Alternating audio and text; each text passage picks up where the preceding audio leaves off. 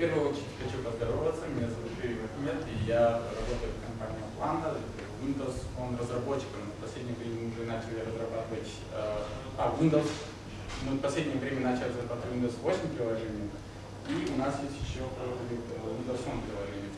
В целом, концепция Windows Phone и Windows 8 очень сильно переплетаются. И если у вас есть уже опыт разработки под Windows Phone, вы можете найти там очень много нового, то есть очень много похожего и очень много похожих концепций, идей и так далее.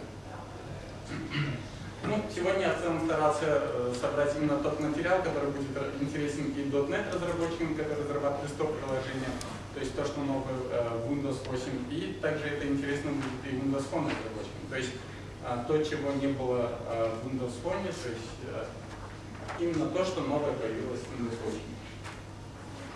Итак, в первую очередь я хочу начать с принципа проектирования. Я специально отдал адрес в МСД. Я, как и ранее говорил, что под Windows Phone очень важно начинать разработку приложений с проектирования, интерфейса, с проектирования взаимодействия. Здесь абсолютно все то же самое. Я уже наступал на грабли с Windows 8, когда я уже увидел все эти юнит-тесты снова, там видел возможность работать методологии Agile, Scrum и так далее, и сразу начал писать ядро приложения, сразу начал разработку с функций. И потом получалось, что мне не все функции нужны, некоторые функции вообще не отвечали архитектуре приложения и так далее.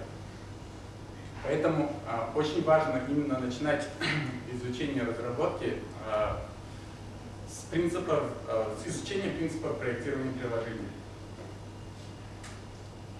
Я немножко пройдусь по ним, то есть я не буду всего там рассказывать, это там не на час-два материалов, но в целом, чтобы было общее представление, что там находится, немножко расскажу. Итак, в первую очередь структура и навигация.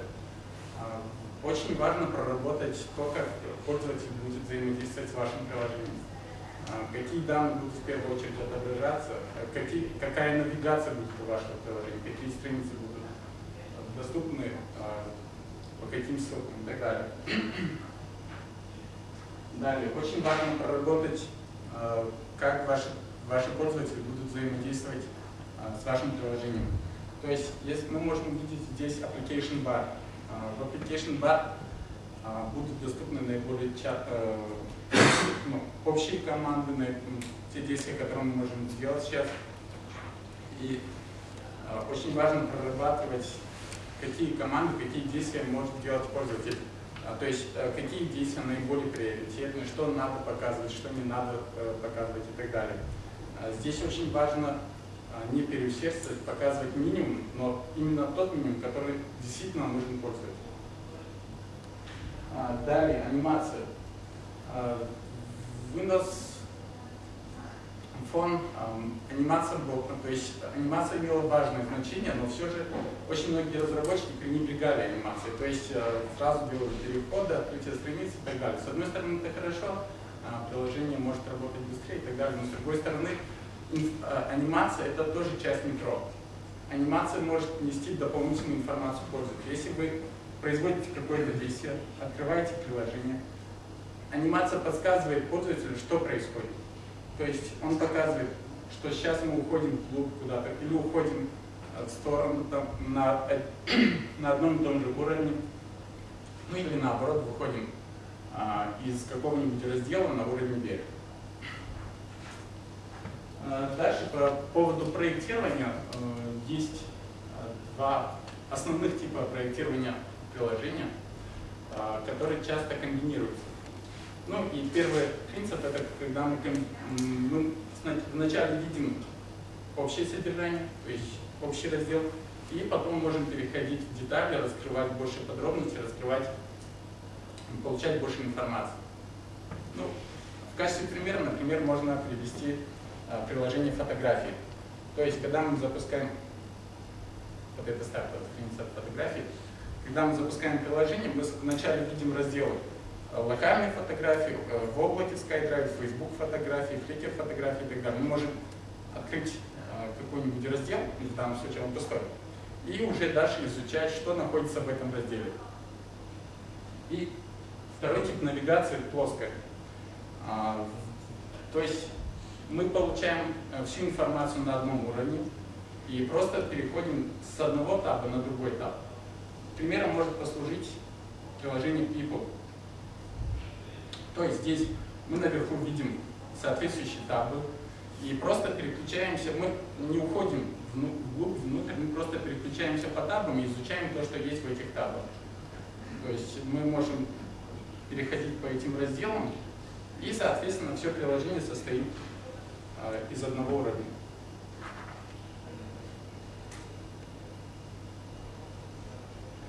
Итак, что касается именно проектирования интерфейса, проектирования уже конкретно самих страниц. Очень важно проработать, как ваши пользователи будут взаимодействовать с вашим приложением, с вашей игрой, с вашей, какие объекты будут наиболее приоритетны и как он с ними будет работать. То есть в данном случае, если у вас тоже информация предоставляется в виде блока, вы можете захотеть предоставить ему возможность выделения каких-нибудь блоков. То есть здесь я именно не знаю, как жест называется, небольшим сдвигом вниз мы можем отметить галочкой некоторые пункты.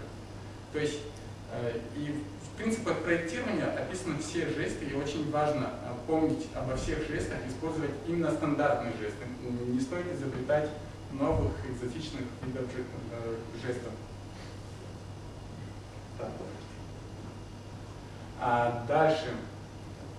Очень важно учитывать системные жесты. То есть сам Windows 8 уже поддерживает многие жесты именно для работы с самой системой.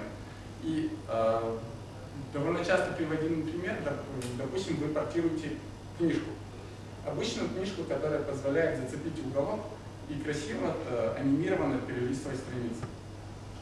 Если вы принесете эту идею в Windows Phone, вы можете столкнуться со следующими неожиданными поведениями. То есть, если пользователь попытается в уголке схватить ваше приложение, и он может увидеть так называемый чудо-бар. Его еще называют волшебным баром, еще перевод не устоялся, и можно в разных вариациях увидеть бар.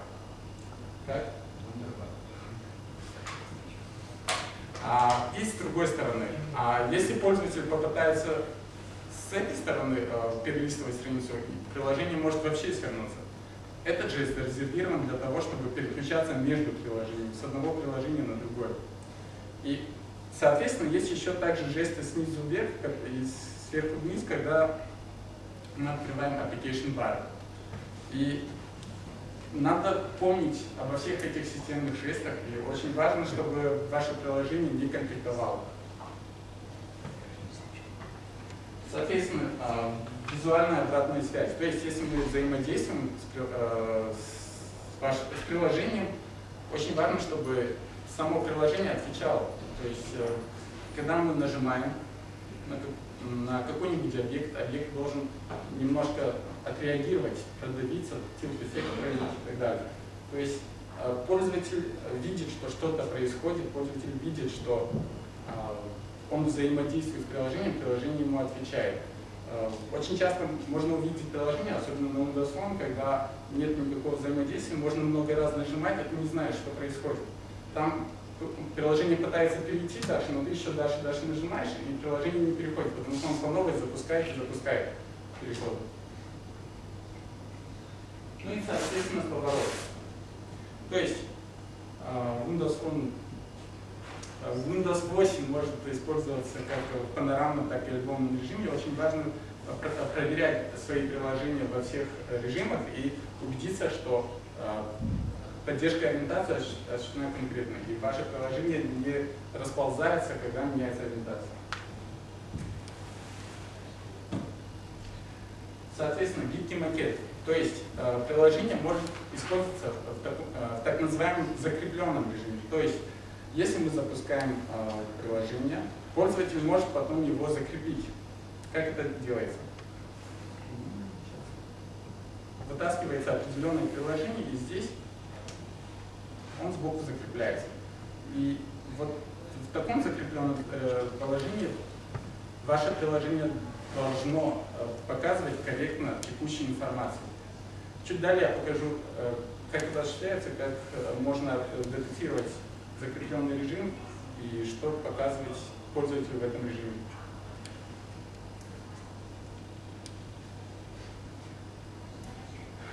Далее, про сами контракты я уже рассказывал.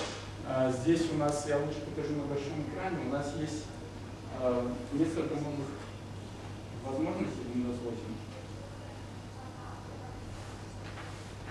Вот. Первое, поиск.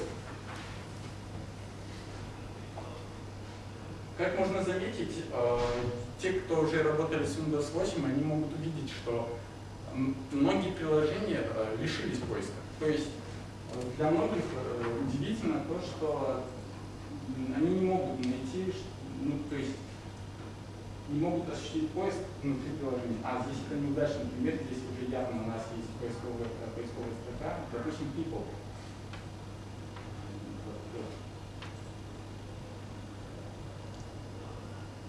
По умолчанию среди людей здесь у нас нет поиска.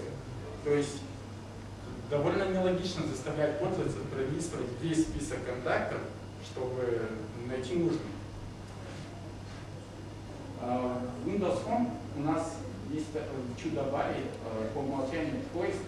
И очень важно, чтобы ваше приложение реализовывало поиск именно из этого, с этого чудо-бара. И здесь я себя наберу.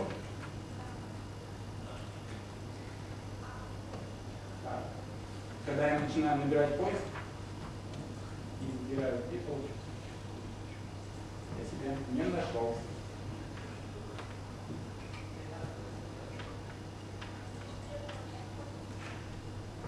Видимо, у меня нет в этом списке, не суть важно. То есть, несмотря на то, что никаких контактов не было найдено, единственный способ поискать в контактах что-либо, это только через чудо-бар. Почему чудо? Ну, а как это? Чар-бар, затаяние. Ну, давай не будем писать устоявшись. Панель заклинаний. Я часто на конференциях Win8Cam там постоянно употребляли именно чудо-бар. Я тоже это закрепился.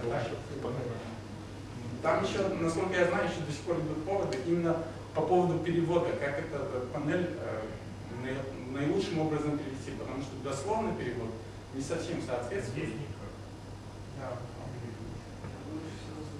Приложение работало, должно быть запущено? Нет, приложение не обязано быть запущенным. То есть, когда пользователь может запустить поиск именно из стартовой страницы, при этом ни одно приложение может быть не запущено. И при этом, если он набирает, допустим, Московского, смотрите, что происходит. У нас есть список приложений, которые реализуют контакт поиска. И мы можем или поискать приложения, здесь те приложения, которые соответствуют этому поисковому запросу, вот раздел Apps. Или же непосредственно в самих приложениях осуществить поиск, допустим, погода. У нас сейчас нет интернета, и, скорее всего, приложение выругается. Вот, нашел.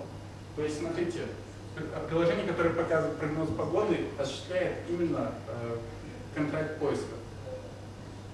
Поддержку контракта поиска, и он показывает конкретный город только из чудо-бара. Мы пока на время этой презентации будем использовать чудо-бар, а дальше, когда устроится над вами, уже, соответственно, будет соответствующая информация. Далее, шаринг. Допустим, когда вы пишете приложение, вы хотите предоставить пользователям возможность поделиться информацией. Скорее всего, ваше приложение будет нести какую-то информацию, даже если вы не вводите никаких данных. Допустим, это обзор книг, новости или рецепты. Скорее всего, пользователи захотят поделиться со своими друзьями, с кем-нибудь еще этой информацией. И с этой точки зрения шаринг поддержка шаринга – это именно то, что позволит делиться этой информацией. Технический шаринг нужен для того, чтобы сами приложения между собой делились.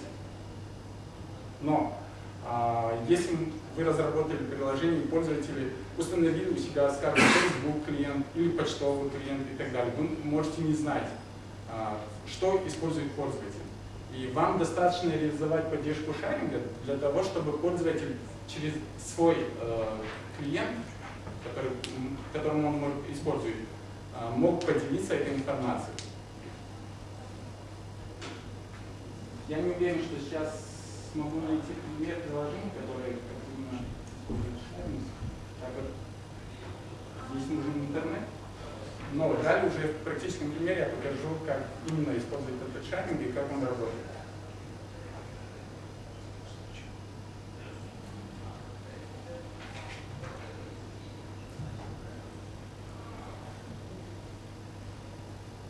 Далее, другие контракты, такие как определение местоположения, мультимедиа, опознавание устройств, тогда я сейчас специально пропускаю, так как здесь это уже неоднократно повторялось на Windows 8 там, и здесь, по сути,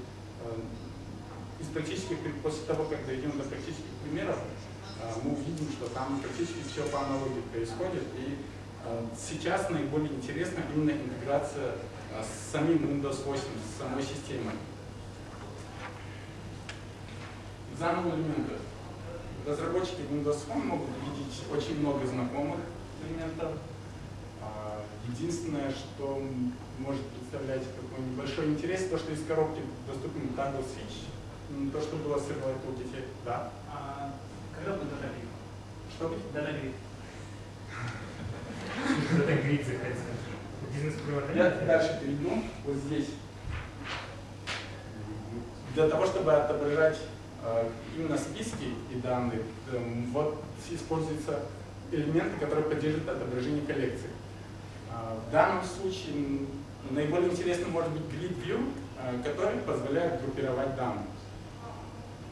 Flip View, который позволяет показывать объекты по одному элементу. То есть, если вы хотите листание использовать перелистывание каких-нибудь данных с возможностью перехода к предыдущим, следующим элементам, Flip View уже из коробки поставляет эту возможность.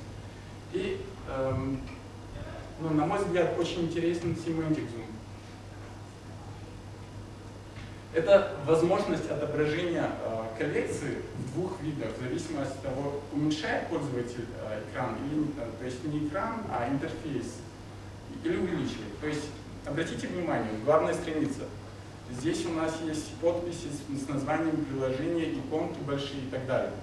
Если пользователь уменьшает, смотрите, что происходит. Здесь может быть не очень видно. То есть, по сути, здесь остаются только одни иконки, и все, больше не остается ничего. И если мы переходим в какой-нибудь раздел, снова вид меняется обратно на старый. И для чего это нужно? Для того, чтобы быстро предоставить возможность пользователю перейти в разные разделы приложения.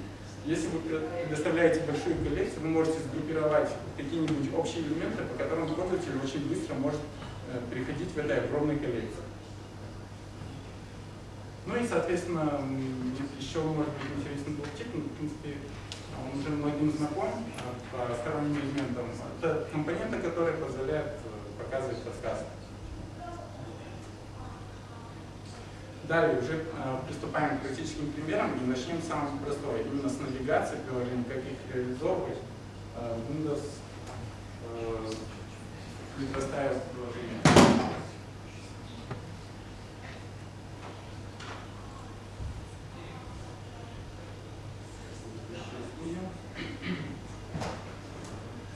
Тут, я так понимаю, что есть очень много поклонников ReSharper, и хочу предостеречь, именно в Metro-style приложениях ReSharper очень плохо работает. Он неправильно показывает типы, неправильно показывает indolence, и если вы собираетесь разрабатывать Metro-style приложение, то ReSharper лучше отключить. Как говорилось, в последних годах начали было версия 5.20 нормально работать. Ну, эти 5% могут испортить в Android разработки. То есть, Ну да, конечно, понятно, шаг предоставляет очень много вкусных возможностей, но при этом, если что-то не работает и что-то у вас не получается, вы можете не знать, это из-за того, что эта коробка недоступна или из-за того, что решает транспортный настрой. Давайте вначале я покажу готовый шаблон, который поставляется из коробки. Grid Application, там как раз приложение с примером группировки данных.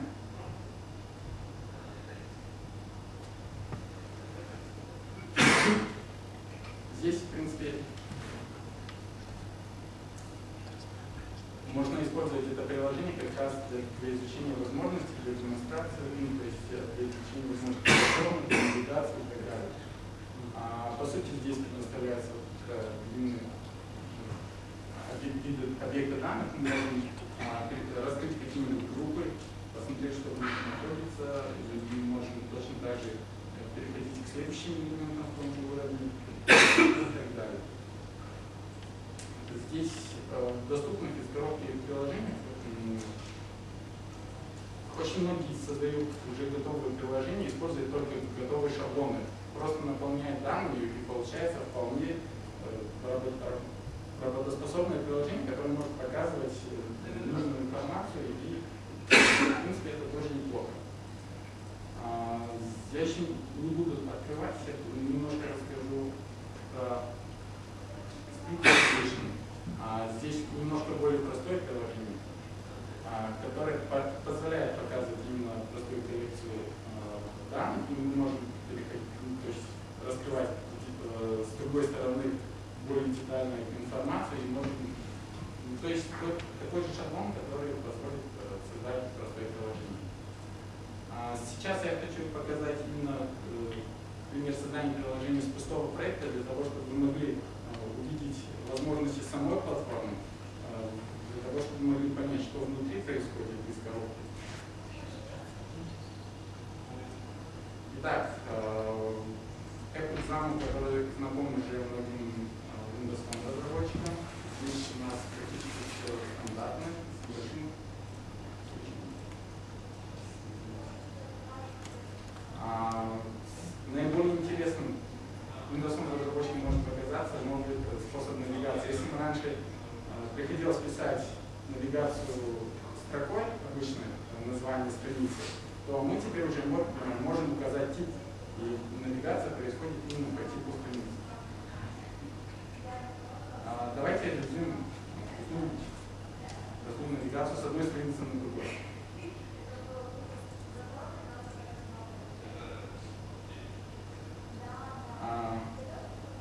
Неправильно поступил. Сейчас я еще раз создам.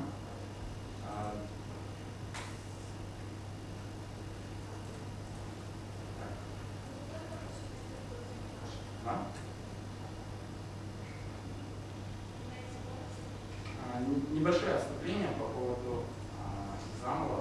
Еще одной вкусной возможности, но в принципе не имеет большого значения. Теперь мы можем вместо CLR namespace, который используется в серверлайне приложениях, мы можем объявлять пространство имен через вызовы. То есть это более знакомое, более привычное объявление пространства имен, которое здесь входит. И у меня студия опять подвисла.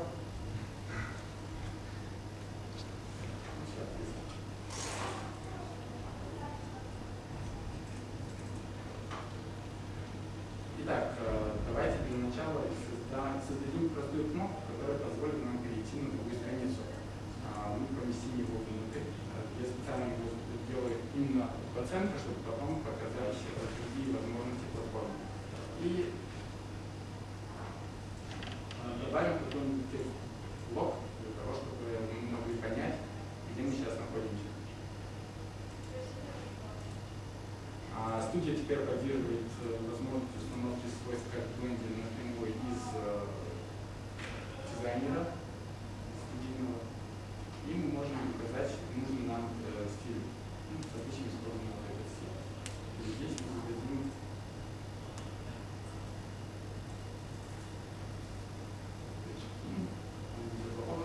и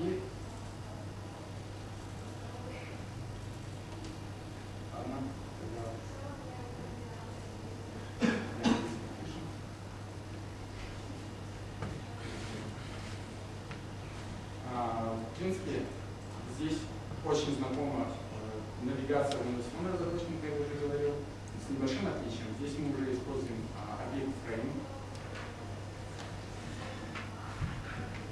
И саму навигацию мы осуществляем именно по теме.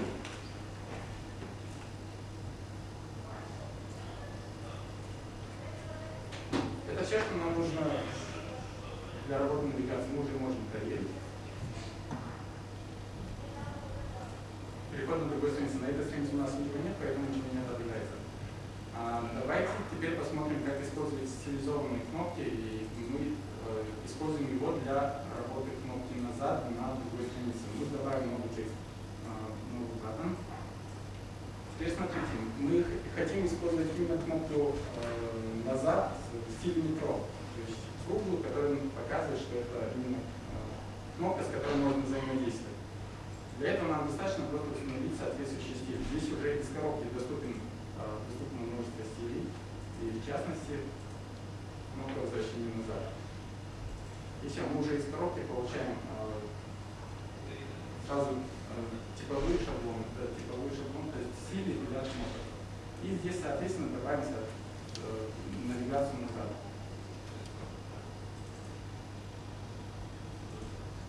То же самое.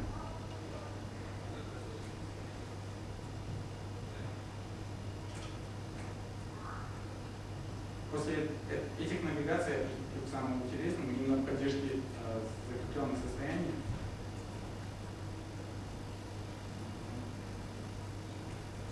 Все. То есть теперь мы можем переходить назад, на следующую страницу и так далее. Теперь давайте посмотрим. Мы сейчас единственное, я добавил небольшое обозначение, на какой странице мы находимся. То есть еще этот текст. Вот на следующую страницу. Теперь закрепленное состояние. Обратите внимание, специально мышкой перетащил эту кнопку и поставил посередине. Если теперь пользователь попытается закрепить это приложение, смотрите, что произойдет.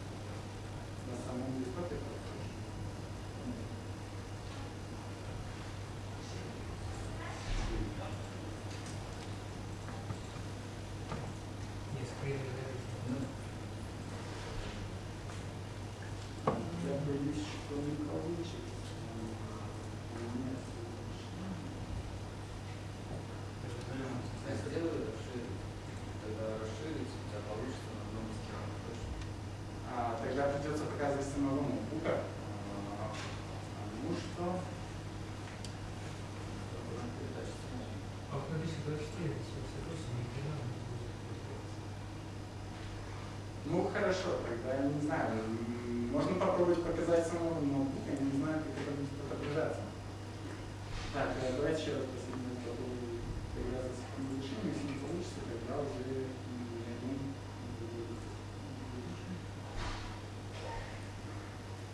никто не помнит, как здесь именно находилось разрешение.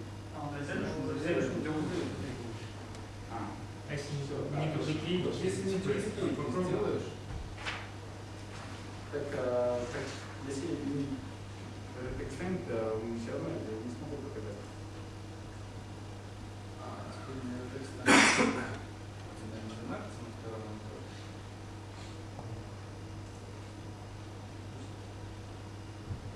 Так, мышка здесь, если второй. Нет, к сожалению, так не получается. Микроприложение запускается только в этом окне. Я не знаю, как его запустить здесь. Там не главный дисплей. Что? Главный дисплей. Там Тогда получится то же самое, что здесь низкое разрешение на активном экране. Ну хорошо, давайте тогда я пропущу именно метод состояния, но на самом деле это было очень важно, я думаю, из самых интересных вещей. Расскажи, как сделать это и покажи. Хорошо, давайте я покажу код, именно как добавить поддержку закрепленного состояния. Раз по-другому не получается.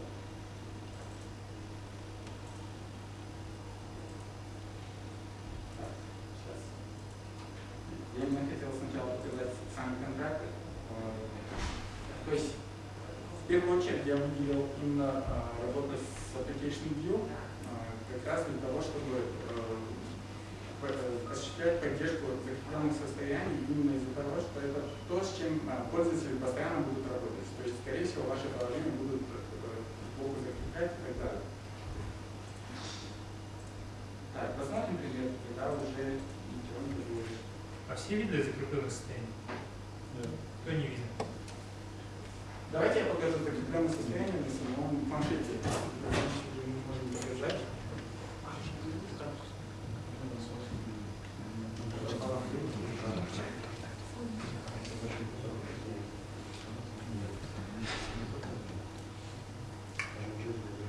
То есть вот, если мы запускаем приложение, и запускаем еще другое приложение, мы можем закрепить это приложение. То есть переключение между приложениями осуществляется таким жестом. Но если мы не отпустим, приложение переходит в состояние закрепленного отображения. То есть суть в том, что он отображается именно на таком маленьком участке, и мы не можем никак повлиять на это. То есть мы не можем посередине оставить. Не можем здесь. Мы можем или сбоку, то есть или слева закрепить приложение, или справа. Соответственно, приложение остается на той стороне, где он был, просто меняется свойства, а здесь уже осуществляется изменение состояния. То есть он из развернутого режима, там, из заполненного режима перешел в закрепленное состояние. И можете увидеть, как здесь изменился шрифт. Теперь текст идет сплошным, то есть он пытается здесь отобразиться более-менее корректно. Ну, тогда я не буду останавливаться на самом подробно, я просто покажу, как в вашем приложении реализовать закрепленное состояние. Application View, у нас есть объект Application View, добавим соответствующие интерфейсы и через сингл-тон, то есть через текущий объект, мы можем отследить изменение состояния. У нас есть событие ViewState. И вот здесь уже мы можем именно влиять на наше приложение. То есть мы можем решать, как наше приложение будет отображаться на экране.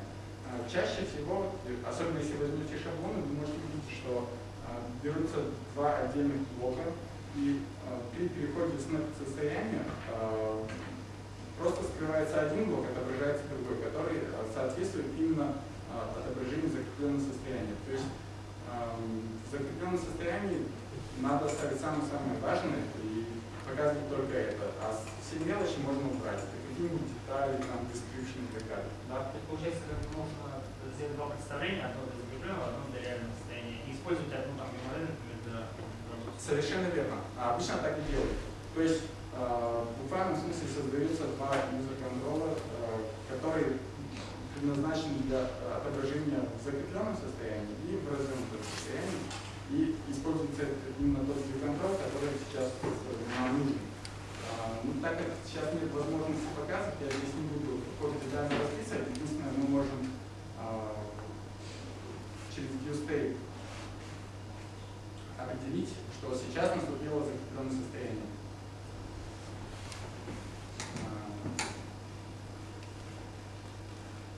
Вот здесь мы можем видеть разные состояния. Первые три как раз для заполненного состояния, и последний как раз именно отвечает за свойства, которые означают, что мы перешли в закрепленное состояние.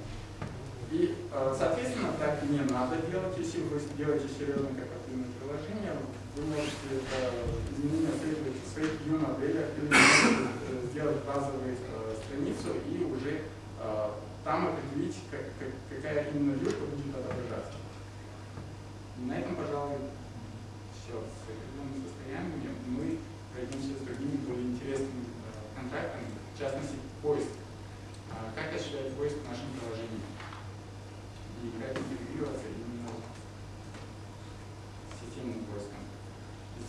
У нас тоже есть соответствующий объект search.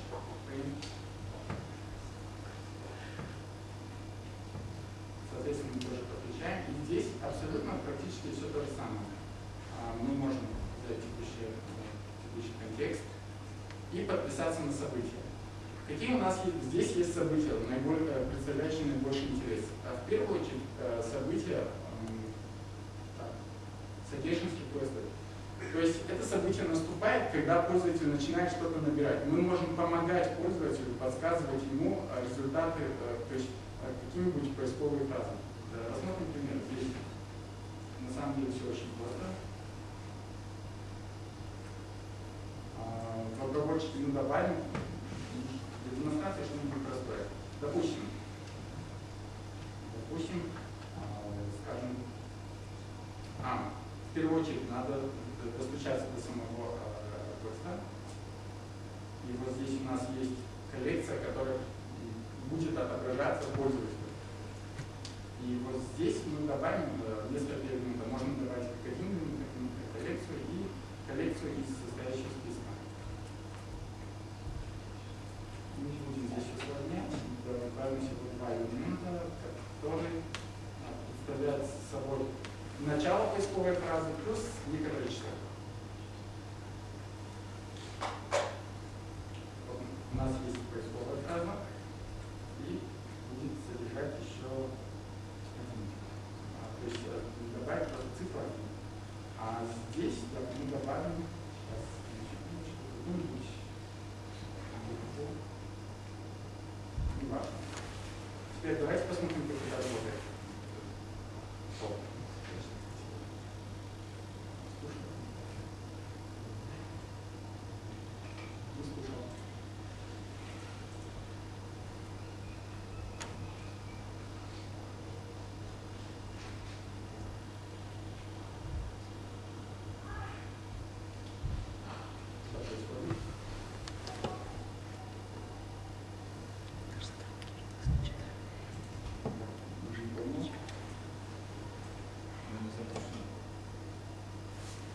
Нет.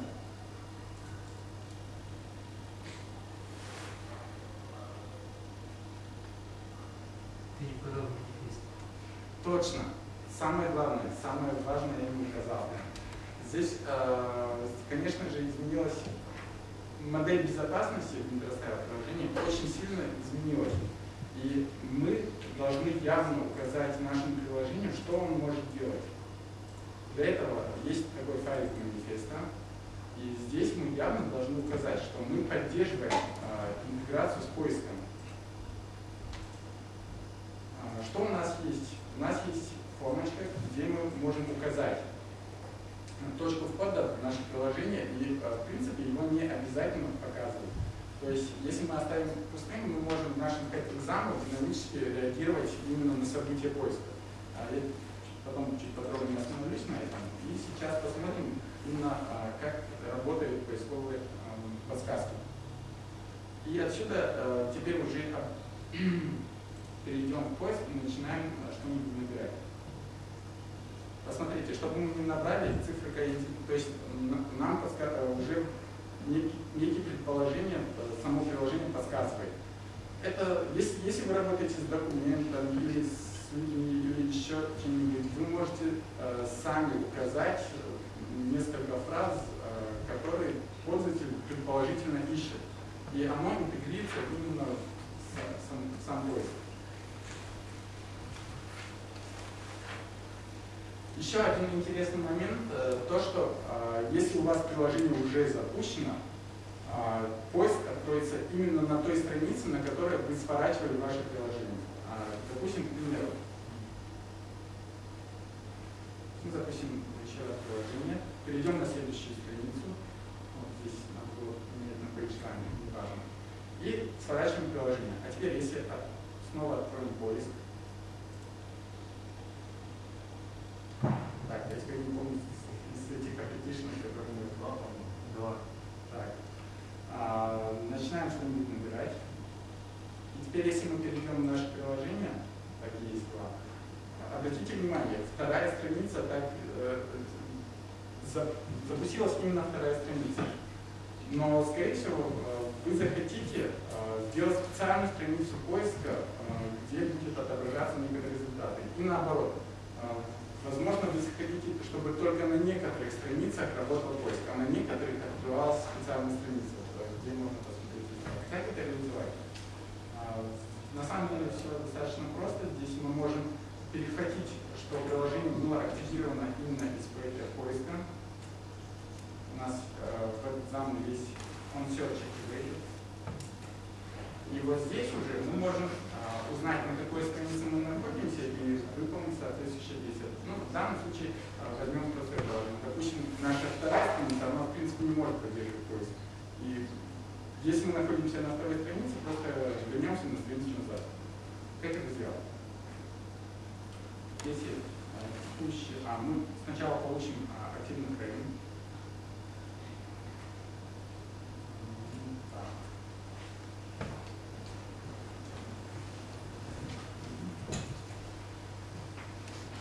Если мы находимся на, просто проверим, что если мы находимся на второй странице, то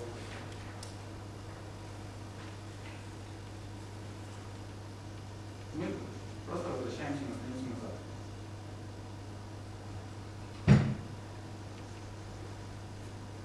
Для этого вызываем выбор. Все. То есть это самый простой сценарий, когда мы специально в самом приложении обрабатываем именно активацию поиска. То есть еще раз мы переходим на текущий текст.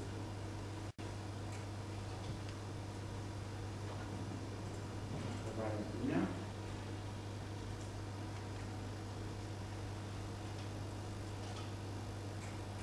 Все. Теперь мы можем увидеть,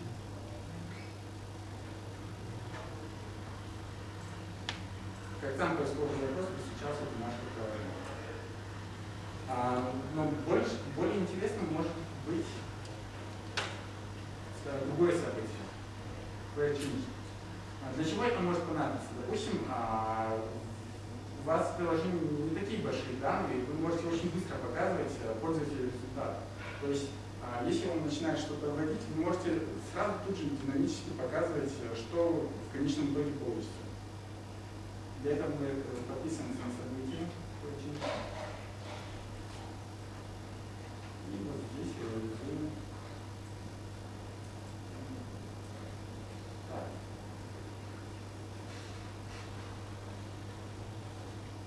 Снова повторим. Обратите внимание, то есть, чтобы мы набрали, мы сразу будем это приложение. В принципе, я чересчур подробно остановился на этом поиске. Пожалуй, это все, что для начала работать с интеграцией с поиском нужно. Так, коллеги, у нас сколько времени осталось? Так, я по ошибке пропустил один очень важный момент, application bar. Давайте я прервусь, вернусь на один слайд назад, именно с application bar. Здесь на самом деле application bar это тоже очень важно реализовывать в ваших приложениях. И что касается application bar, в Windows приложении можно было увидеть, как многие разработчики реализовали свои кнопки, несмотря на то, что есть специально предназначенный для application bar. Допустим, если надо было переходить в настройки, программисты так и клеивают квадратную кнопочку, переходом настроек и так далее. Так делать не рекомендуется, без крайней необходимости. Для этого есть специальный application bar. Давайте добавим application bar. Наше приложение здесь все очень просто. Мы добавили все, что необходимо для добавления application bar. Тут достаточно перетащить его на форму, но при этом application bar будет отображаться всегда. Чтобы оно отображалось именно, когда его вызывают, мы можем добавить его в соответствующий раздел. У страницы есть два application bar, верхний и нижний. Давайте добавим нижний.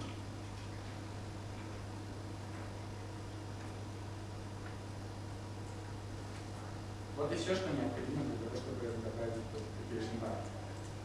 Соответственно, мы захотим добавить туда кнопки. Смотрите, здесь ровно то же самое, что и с кнопкой назад. Если мы добавляем новую кнопку, и нам, скорее всего, не устроит внешний вид этой кнопки, нам опять-таки нужны кнопки, стилизованные под application bar. То есть круглые, которые показывают, что это кнопка, с которой можно взаимодействовать. Абсолютно то же самое. Мы можем уже из готового стиля взять соответствующий шаблон и указать, что нам нужно. Допустим, это. Соответственно, нам нужно избавиться от нашего контента, который мы реализовывали, и у нас получится готовый стилизованный кнопка от application bar. И мы можем теперь увидеть, как это работает. По правой кнопке мыши у нас выскакивает этот application bar. Если мы реализуем вверх, то же самое будет выскакивать и сверху.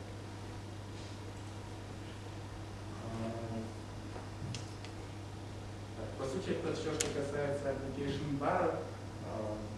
Более подробно я думаю, не имеет смысла останавливаться. Далее. Немножко не подряд получилось, но все равно пойдем дальше. Итак, еще одним очень интересным моментом будет именно шаринг данных. Как я уже говорил ранее, вы, скорее всего, захотите пользователям позволить расширить свои данные, то есть позволить им обменяться этими данными. Реализация тоже на самом деле очень простая. У нас есть Data Transfer Manager,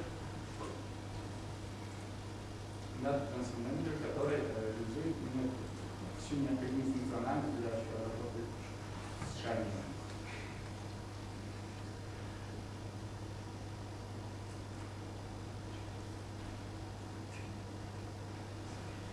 Я не буду подробно на чем останавливаться, но здесь покажу два события. Теперь, какие два события у нас есть? Именно когда пользователь уже нажимает на шаринг, у нас наступает вот это событие. И мы можем указать, что пользователь может расширить с вашей страницы. Давайте расширим обычный простой текст. В первую очередь нам необходимо заполнить тайтл.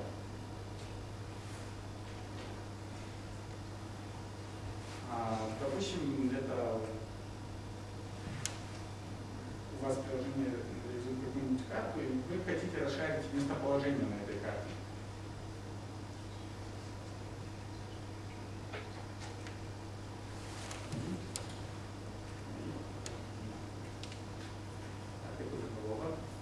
И теперь уже непосредственно сами данные.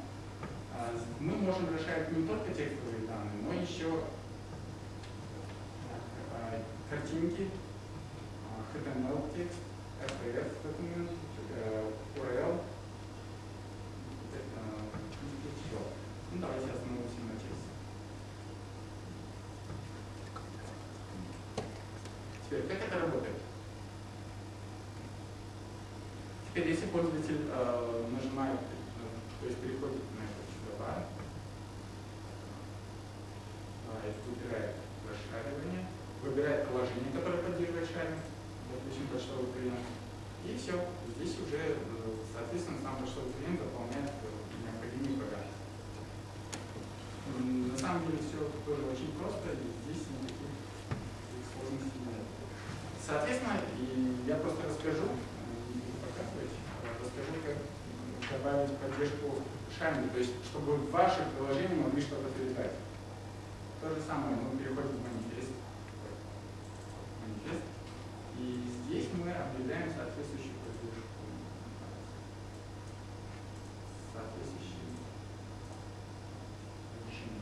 И на что стоит обратить внимание, типа поддерживаем экрана. У нас на текст. И все. По сути, все, что необходимо для того, чтобы пользователь мог решать данные, у нас уже есть. С одним нюансом. Когда нам приходит этот запрос, нам надо отводить, что нам шел запрос.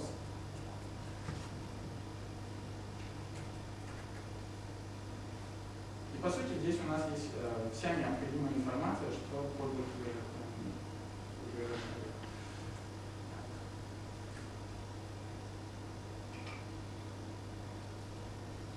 Так, у нас мало времени остается. Я сейчас тогда не буду на этом подробно останавливаться. Еще есть некоторые вещи по последнему пункту настройки. И расскажу про именно работу с данными, и на этом, пожалуй, все.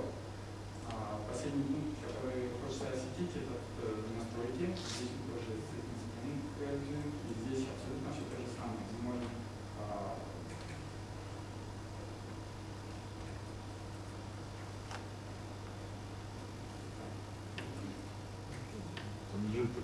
G лишнее написал.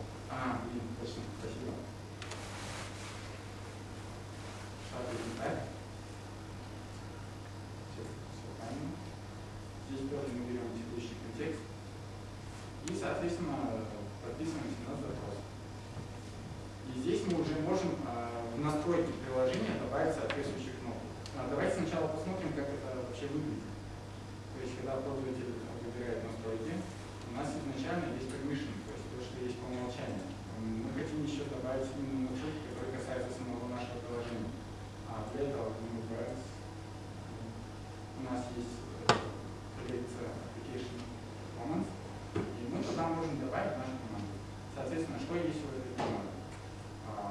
Соответствующий идентификатор, цифру, например, метку,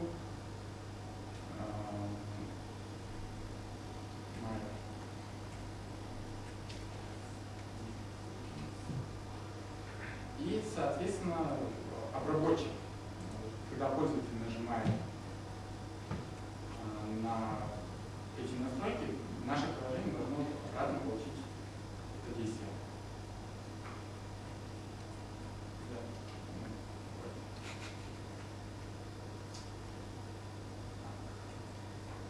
Давайте генерируем обработчик. И здесь мы не будем усложнять, мы просто выведем диалоговое окно, которое показывает, что на какую кнопку пользователь нажал.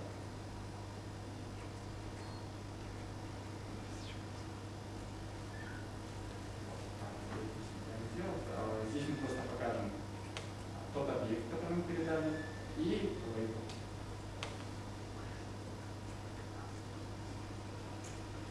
Все.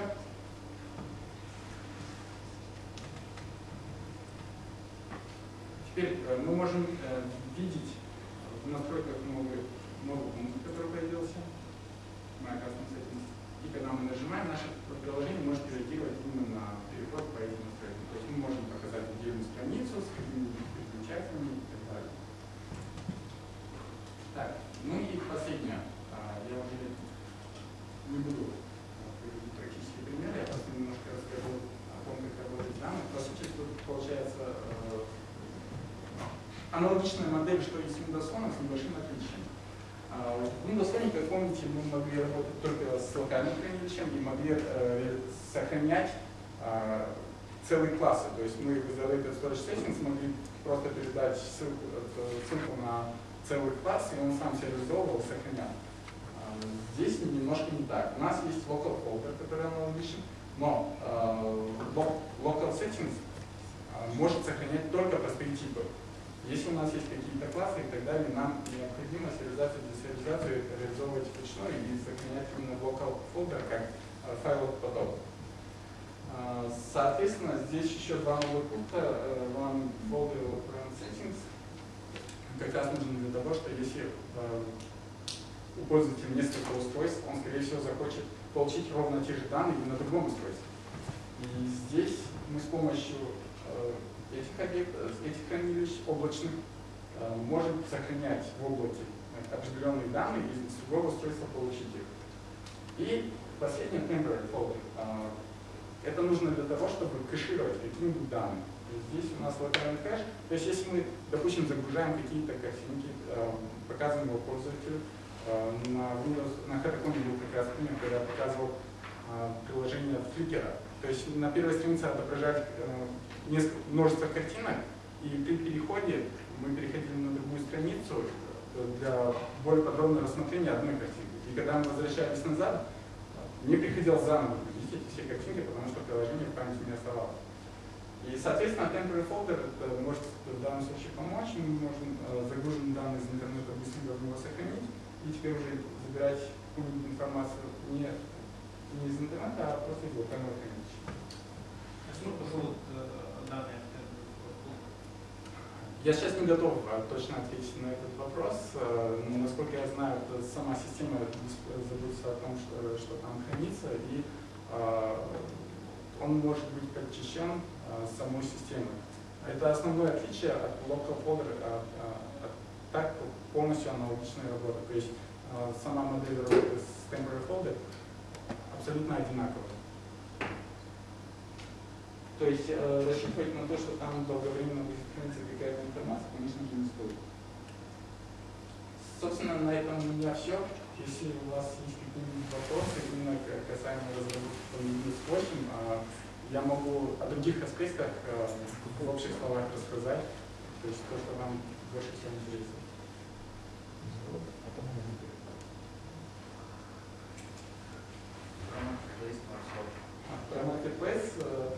Про Marketplace сейчас наш интернетный, я могу сейчас показать. Про Marketplace было обещано, что будет как и десктоп приложение, это то, что больше всего разработчикам интересует, так и Metro-style приложение.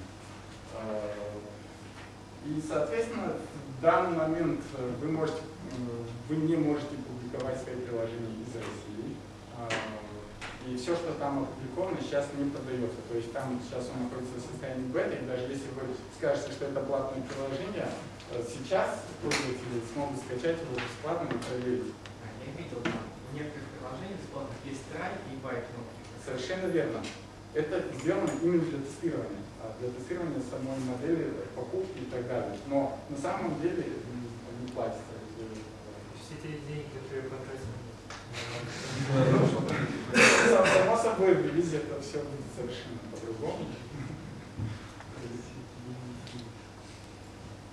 А можно Metro-style приложение не из Marketplace? Не Metro-style приложение не из Marketplace. Собственно, почему нет? Я просто могу предоставить.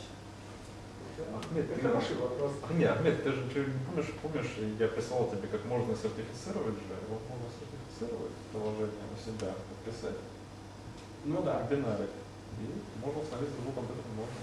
Да, то есть можно установить локально, но опять-таки я не уверен, я не пробовал распространение Metro-style приложения, но по сути мы работали только с чистыми исходниками и с экзешниками еще так активно не работали отдельно.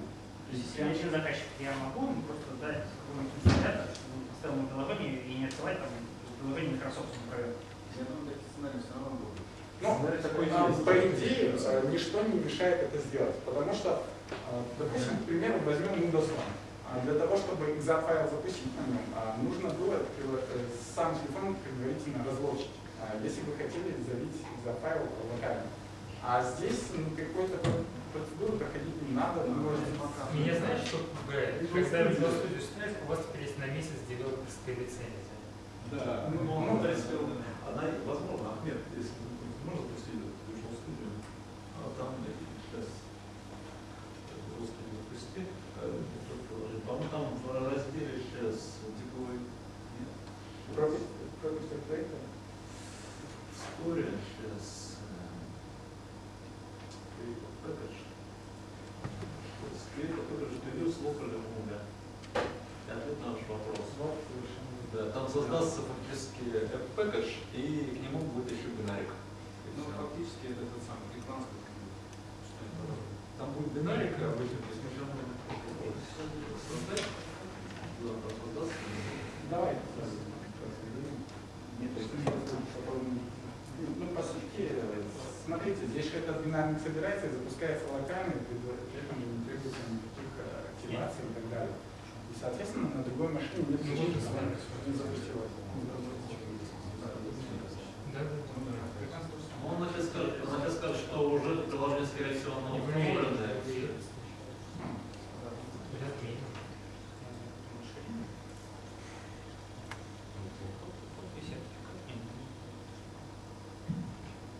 дается сертификат, который мы подписываем в хранилище. Мы это сказали, по-моему, а как там должен поставить? Там Windows Explorer? Да, на x86 есть. И даже на армию. Да, собственно, ответ на вопрос только установить его. Кстати, что касается по поводу армии приложения, здесь, смотрите, если вы захотите использовать в своих Metro-style приложениях старые библиотеки, старых разработок, то, скорее всего, ваше приложение будет поддерживать только x86 и x64. Поэтому, прежде чем использовать сторонние компоненты, уже готовы какие-то библиотечки, надо на этот пункт обращать внимание, что, возможно, ваше приложение будет недоступно для многих пользователей планшетов с самым процессором. Вот это стоит прекрасный квадрат. Давайте еще вопрос. Хочешь кому-то подарить? Сторонний такой вопрос. Metro-style приложение, разработка Metro-style приложений и marketplace приложений. Это абсолютно аналогично, то есть это один продукт, или там будет что-то свое? Сейчас marketplace. Но они начали это только тестировать, это только вышло там. YouTube только появился как приложение стороннее. Именно не игра, а как приложение для Xbox там. Но, Facebook, Twitter, что-то еще. смотрите, но Xbox сейчас можно разрабатывать только на XML. Ну, да, я же логично фреймворком. То есть вот по этим вот фреймворкам еще пока нет информации. Именно по приложению для Xbox. Ну, было бы логично, если бы они были одинаковые. Ну, пока что такой подобной информации, на которую можно ориентироваться и строить на этом плане, информацию не слышно. Windows Phone на Windows 8. Смотрите, многим кажется, что и вообще очень много где говорят, что перенести очень легко, что вообще ничего не стоит переносить и так далее. На самом деле это не так. На самом деле здесь у нас совсем другой набор, совсем другие объекты. Если у нас в интернете есть веб-реквест объект, здесь HTTP клиент, если не ошибаюсь, и так далее, другие объекты и так далее. И один просто взять и перенести, когда не получится. Пока что еще не слышал о таких инструментах. Соответственно, так просто взять и перенести не получится. Но в целом здесь перенос как раз заключается именно в том, чтобы отказаться от использования объекта и все. Ну, не так уже сложно, но не так легко, как обещают.